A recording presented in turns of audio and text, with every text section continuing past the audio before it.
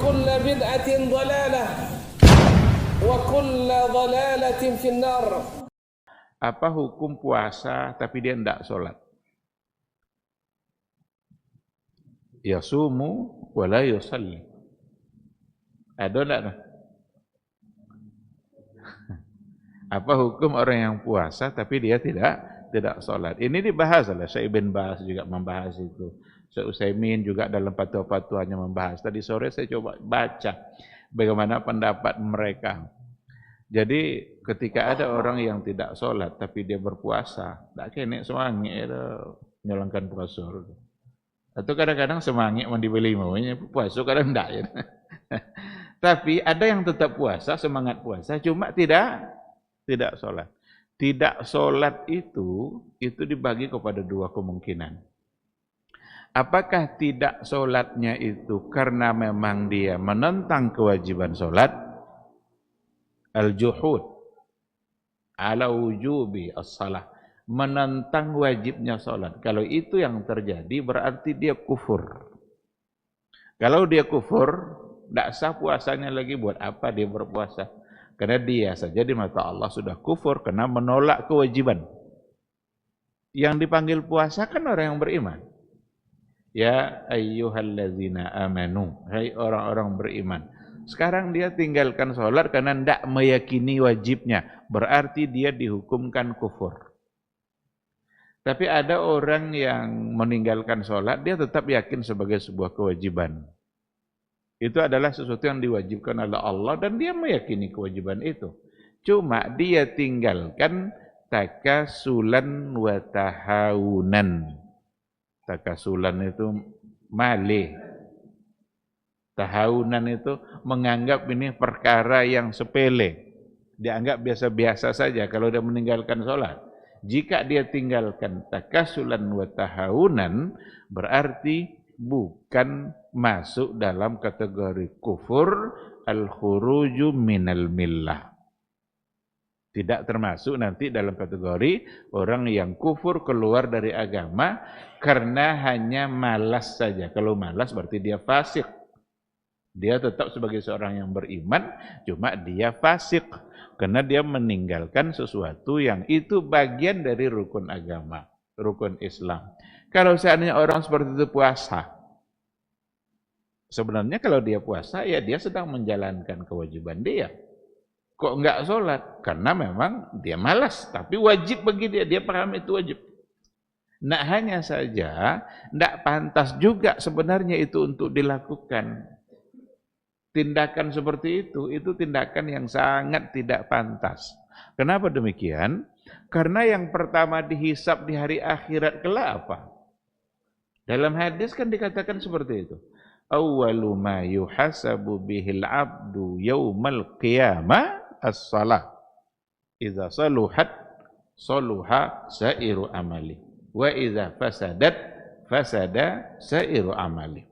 Yang pertama sekali yang dihisab di hari akhirat kelak itu adalah ibadah salat.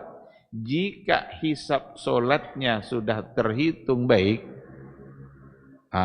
kalau sudah dinilai baik oleh Allah salatnya, itu berpengaruh nanti pada baiknya amal-amal yang lain. Mudah amal lain untuk dihisab. Kalau salatnya sudah baik. Tapi kalau salatnya yang rusak, kalau salatnya yang sudah rusak, maka itu akan membuat yang lain ikut menjadi rusak. Ikut ndak usah aja lain ndak buat deh. Kalau rusak itu kan masih dikerjakan, cuma ada kekurangannya. Sekarang dia sendiri tidak sholat. Kalau memang berdasarkan kepada hadis tadi, bisa saja ada yang mengatakan sia-sia untuk berpuasa. Karena pertama dihisab adalah sholat, lalu sholatnya bermasalah. Sholat dia tidak mengerjakan. Bagaimana mungkin nanti untuk ibadah puasa kemudian menjadi sangat bermanfaat bagi dia? Iza fasada sairu amalihi. Nah oleh karena itu, kalau kita kembalikan kepada pandangan para ulama-ulama terdahulu, generasi salaf terdahulu, itu ada di antara sahabat yang meyakini bahwa jika meninggalkan sholat secara sengaja, meskipun dia meyakini kewajibannya, itu tetap dihukumkan kepada kepada kufur. Ada sebagian yang seperti itu. Karena Nabi sendiri mentaraka salata muta'ammidan. Barang siapa yang meninggalkan salat secara sengaja. Berarti ada kata secara sengaja. Bermalas-malasan tuh sengaja enggak tuh kira-kira? Kan sengaja kan, cuma nyumale. Berarti masuk ke dalam hadis tadi. Walaupun mayoritas ulama, jumhurul ulama tetap mengatakan jika masih meyakini kewajiban, maka dia tetap sebagai seorang muslim karena memang dia tidak menolak kewajiban itu. Baru dia dihukumkan kufur kalau sudah menolak kewajiban.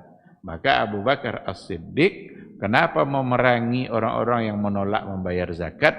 Karena mereka bukan sekadar menolak karena enggan membayar, tapi karena mereka sudah menganggap zakat tidak lagi ada kewajibannya karena Rasul sudah wafat. Dan dalam keyakinan mereka, kewajiban zakat hanya ada ketika Nabi masih hidup, maka diperangilah oleh Abu Bakar As-Siddiq orang-orang yang punya keyakinan yang salah seperti itu. Nah, karena itu ketika ada orang yang puasa tapi tidak sholat, itu satu hal yang sangat tidak pantas. Sangat tidak boleh untuk dilakukan seperti itu. Andaikan ada di antara keluarga-keluarga kita, mungkin kita yang paling utama terdahulu untuk mengingatkannya. Karena akan menjadi sia-sia nanti ketika dia tidak mengerjakan sholat, sebab itulah amalan yang pertama untuk dihisab. Cuma janganlah ditogan. Pokoknya tidak semayang, tapi puasa. Awang jangan puasa lain. Ajan? Jalalah bela tapi puasa. Nyampe ke kasar dua itu tinggal kan? Tidak tahu cik gitu lah. Artinya jika memang seperti itu, bukan puasanya yang dicegah. Kalau jadi itu janganlah mau jangan puasa soleh. Enggak. Solatnya yang harus dia kerjakan. Artinya dia tetap untuk mengerjakan puasanya dan digiring dia supaya bisa mengerjakan sholat. Nah, dengan demikian mudah-mudahan dia bisa menyadari, tersadarkan dia dengan ajakan seperti itu, maka sholat bisa dia kerjakan, puasa apalagi karena memang sebelumnya dia sudah mengerjakan puasa.